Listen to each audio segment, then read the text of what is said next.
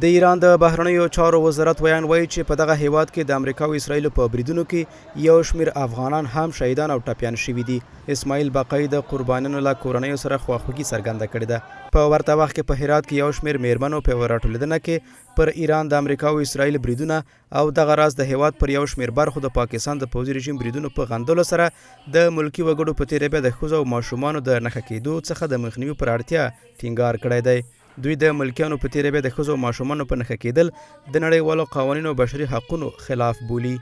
بحث سیاست نباید روی کودکان افغانستان یا کودکان اسلام چی فرق نمیکنه، چی ایران، چی فلسطین و چی در افغانستان، نباید کودکان ما و زنان ما مورد حمله و تجاوز خارجی ها قرار بگیرند. حمله به افراد بیگناه که اصلا هیچ نقشی در هیچ جنگ و در هیچ سیاست ندارن، در هیچ کجای از جهان و در هیچ باز هم میگم دین و آیینی قابل قبول نیست و محکوم میکنیم و ما باید صدای خانم ها و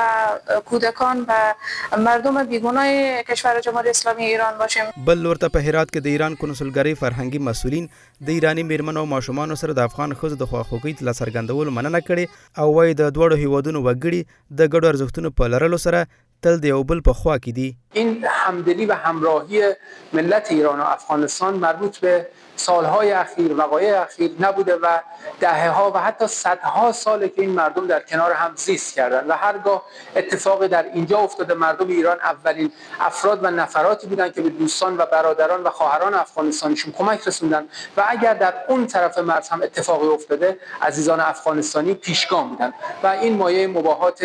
هم برای ایرانی هاست و هم برای افغانستان. دغه راټولېدنه پر ایران د امریکا او اسرایل بریدونو د غندنې او پر ملکیانو د تلفاتو اوښتو لپاره ترسره شوې ده. دغه راټولېدنه کې یو درې ورځنی نندارتون هم پرانیستل شو چې پکې پر ایران د امریکا او اسرایل پوځي بریدونو له کبله پایلې او زیانونه نندارې ته وړاندې شوي دي.